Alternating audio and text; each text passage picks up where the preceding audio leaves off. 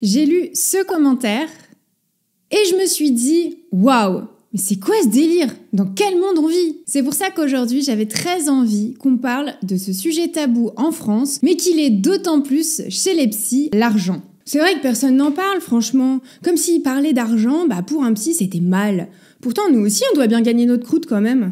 Je suis bien d'accord avec toi, alors reste bien jusqu'au bout de la vidéo parce que je vais vous parler d'argent sans tabou ni complexe dans cette vidéo. Déjà, l'argent, c'est un sujet assez sensible en France, mais concernant les psys, c'est encore pire. On dirait que quand on est psy, quand on travaille dans le soin psychique plus particulièrement, eh bien on devrait le faire de manière gratuite. Non, c'est pas un métier, c'est une passion, alors je ne vis que d'amour et d'eau fraîche. Mais what the fuck? Je sais que ça va déplaire à certains, mais dans la réalité des choses, c'est que tout travail mérite salaire. Dans le monde actuel, ce qui est le plus choquant, c'est que ça ne pose aucun problème à qui que ce soit de payer des médecins et des spécialistes à des sommes astronomiques pour des consultations qui durent finalement 10 minutes. Mais alors, les psys, ah non, eux, c'est pas pareil. C'est vrai que c'est injuste, hein.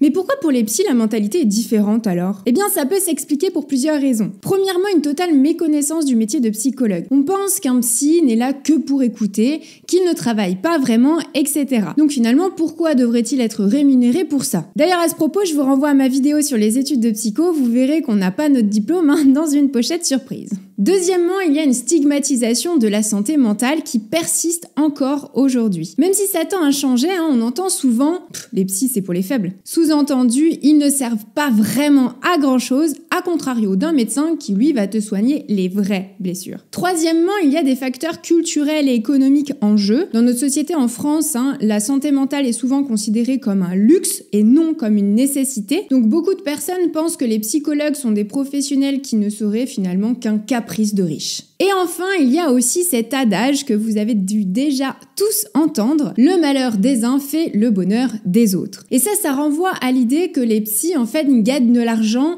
sur la souffrance de leurs patients et donc qu'il n'est moralement pas acceptable de gagner sa vie de cette manière. Évidemment, en oubliant totalement que cet adage pourrait aussi fonctionner pareil pour les médecins ou autres professionnels de santé. Waouh! Tu vois, je pensais pas qu'il y avait autant de stéréotypes. Mais du coup, ça amène à faire culpabiliser les psys. Totalement. Lorsque tu entends des commentaires du genre « mais t'es payé à rien foutre en fait » ou encore ce commentaire que j'ai reçu, eh bien ça renvoie à une forme de faute ou d'illégitimité. Or, on ne fait que notre travail. À travers ces préjugés, on observe justement deux biais cognitifs en jeu. Premièrement, le biais de sous-estimation, c'est-à-dire la tendance à sous-estimer l'importance et la valeur de certaines choses, comme la thérapie, et donc à ne pas finalement réaliser l'importance de la rémunération des psychologues pour leur travail. Deuxièmement, le biais de confirmation, c'est-à-dire la tendance à chercher et à interpréter l'information de sorte à confirmer en fait nos croyances existantes. Par exemple, les gens peuvent avoir tendance à ne voir que les informations qui conforteraient leurs croyances, selon laquelle les psychologues ne méritent pas d'être rémunérés pour leur travail parce que c'est pas un vrai travail, ou bien à ignorer ou à minimiser l'information qui contredirait en fait cette croyance. C'est aussi cette culpabilisation en fait qui amène de nombreux psys à se brider concernant leurs honoraires en libéral par exemple, ou à accepter des salaires juste aberrants, trop bas. Et en plus de ça, il y a aussi ceux qui ont vécu une mauvaise expérience et qui pensent que tous les psys sont pareils quoi. Exactement.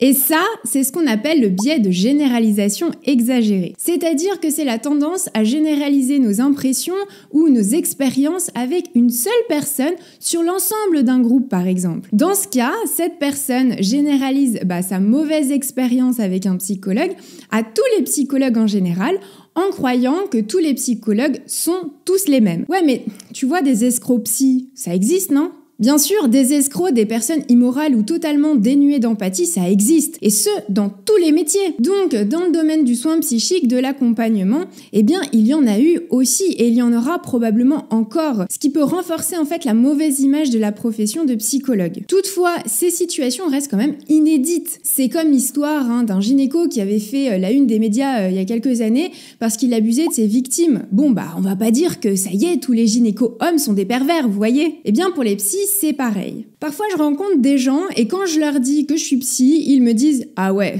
t'as pas de souci d'argent, toi ». Ça m'agace. C'est quoi cette fausse croyance-là ? Déjà, il y a un manque de transparence sur le salaire des psys. Ces infos, elles sont difficilement accessibles, ce qui peut justement amener à imaginer que les psys gagnent beaucoup d'argent. C'est pour ça en fait que je vous avais d'ailleurs fait une vidéo sur le salaire des psys cliniciens que je vous mets juste en haut. Ensuite, il y a aussi des idées reçues qui peuvent contribuer à cette fausse croyance, comme croire que les psys en libéral gagnent des salaires à 5 000, 10 000 euros, juste parce que justement ils se fient au prix des consultations. Or, on oublie qu'un chiffre d'affaires n'est pas un salaire net. À ça, il faut enlever tout un tas de charges, de cotisations sociales, d'impôts, mais aussi faut enlever les lapins, les absences, etc. C'est notamment ce qu'on travaille d'ailleurs beaucoup avec les psys qui ont rejoint le programme Ose ton libre, pour qu'ils puissent justement réellement savoir combien ils vont avoir comme salaire et combien de consultations il sera nécessaire d'obtenir pour avoir ce salaire. Mais pour vous donner un exemple, c'est un peu comme quand on voit un chef d'entreprise, on imagine qu'il gagne extrêmement bien sa vie, alors qu'en réalité, c'est pas toujours le cas. Les gens peuvent avoir tendance à comparer les salaires des psychologues à d'autres professions qui ont des salaires plus élevés. Pourtant, la réalité, c'est qu'un psychiatre gagne largement mieux sa vie qu'un psychologue. Et pourtant, ils ont des métiers relativement similaires. Mais dans notre société, on a plutôt tendance à critiquer un psychologue qu'un psychiatre. Attention, petit disclaimer, on n'a pas exactement le même métier. Eux, ils prescrivent des médicaments, pas nous. Nous, on fait un peu plus de psychothérapie, pas forcément eux, etc. Je vous vois venir en commentaire. Mais l'argent, elle n'a pas aussi une fonction importante dans la thérapie ? Exact. En psychanalyse, la notion d'argent fait partie intégrante de la psychothérapie, parce que l'investissement financier serait une source de motivation pour mobiliser le patient dans le travail thérapeutique. Alors je vais pas rentrer plus dans les détails, mais si vous le souhaitez, je peux vous faire une vidéo complète sur le sujet, dites-le moi en commentaire. Je voudrais finir en rappelant que l'argent n'est qu'un moyen d'échange. On paie pour un service, comme à peu près tout dans la vie, et le psy en fait partie. Il met à contribution son temps, ses connaissances, son énergie, pour aider en fait ses patients, pour les accompagner, et nécessairement ça a un coût. Si demain je vais voir une infirmière en lui disant que bon quand même, elle pourrait quand même m'aider gratos, c'est quand même sa passion quoi, elle va me rire au nez en fait. Et tout le monde la comprendrait. On dépense tous du temps et de l'énergie dans notre job, et dans la société actuelle, travailler gratuitement signifie finir sous les ponts. Donc rappelons quand même qu'un psy a besoin, comme tout un chacun, de vivre et d'avoir un toit sur la tête, et qu'il n'a aucunement le droit d'être accusé pour ça. Si cette vidéo vous a plu, alors explosez-moi le compteur des likes et abonnez-vous à ma chaîne pour me soutenir. N'oubliez pas de participer au prochain webinaire gratuit que j'organise sur l'installation en libéral. Le lien est évidemment dans la barre de description. Nous, on se retrouve la semaine prochaine pour une nouvelle vidéo et tout de suite sur mon compte Instagram. Belle journée, ciao ciao.